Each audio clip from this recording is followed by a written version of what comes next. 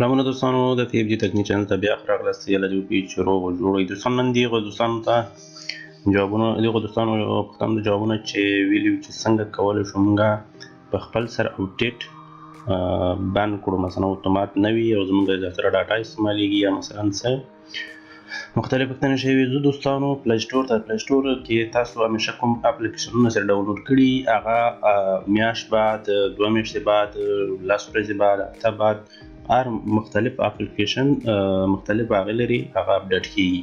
حال بعد هم کیږي دا د پلی سټور دوستانو دې باندې کلیک کوم کله چې تاسو پلی سټور ته لاړ شئ په دې باندې کلیک وکړئ دې باندې چې کلیک وکړو تاسو به راشئ سیټینګ ته چې راغلی دلته به راشئ دا نوټیفیکیشن به وایي دې چې که تاسو ونیئ اوفډیټ هر مثلا دا باید ستاسو آن وي او اتومات اوپډیټ چې ده پلی دا هم باید آن وي چې دا په خپل اتومات ستاسو څیزونه اوپډیټ شي بیا که تاسو غواړئ چې نه موږ نه باید موږ ته نوټیفیکیشن راشي او موږ باید خپله اپډیټ کړو بیا شاته لاړ شئ را به شي اپ ډاونلوډ پروسې ته دلته چې راغلی دې کې تاسو نه سوال کوي تاسو دا هغه ډاونلوډ چې دی دا په څه شی باندې غواړئ وکړئ که تاسو په ډاټا کې په واي فای کې په نیټورک کې په ایوری نیټورک کې په هر ډاټا باندې کېږي په هغه باندې واي فای باندې کېږي سره یو کنیکټ او که تاسو په واي فای کې صرف واي فای باندې کېږي او که غواړئ چې نه موږ نه باید پښتانه وشي باید تاسو دا اسکمي به ووایي نو زه وایم واي فای تاسو واي فای وایي که واي فای اسکوي نو واي فای وایي او که غواړئ چې همېشه باید تاسو نه پښتانه وشي باید دا وایي اسکمي دا به ډن کې یو ده دویم به دا وایي دوستانو اتومات اپلوډ اپس دې کې اتومات اپلوډ اپس دې ته وایي که مثلا هر وخت ستاسو هغه اپډیټ کېږي اپلیکیشن نو هغه خپل سره کېږي چې کله ټیم پرایس خپله اپډیټ کېږي نو دلته وایي دا که وایي یعنې نه اتومات نه کېږي دا به ووایي او که غواړئ چې په هر یو نیټورک ډاټا باندې کوي دا ووایي او که غواړئ صرف په واي فای کوي نو دا واي فای اونلایني ووایي دا به ډن کوي صحیح شو دا نور جسکه تاسو په واي فای باندې ډاونلوډ کیږي یا تاسو نه پښتانه کیږي دا د دې دواره کې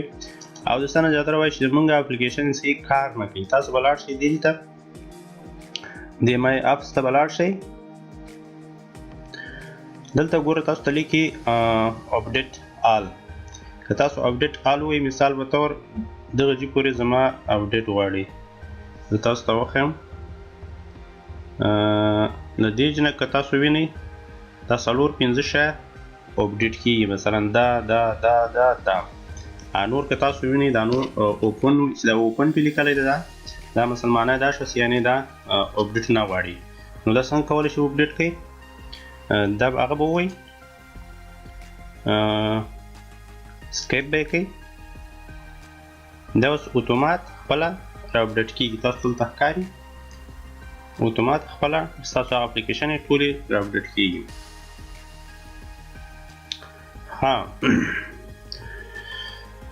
او تاسو که غواړئ چې پوه شئ چې یاره زموږ په موبایل کې څومره اپلیکیشنیان دي تاسو ته پته نه وي تاسو به څنګه چالو کوئ دا کولی تاسو بیرته هم ودروئ سټاپ کوئ بیرته درېږي ټول اپډیټ ختمېږي دا رقم که ووایي اپډیټ آل ووایي ټول بیرته اپډیټ کېږي او که تاسو څنګه پته ولګېږي چې موږ سره څومره اپلیکیشن موبایل کې پرتې دي تاسو بلته لاړ شئ دې کې تاسو ته ټولې ښایي څومره جی بي تاسو یوز کړی دی د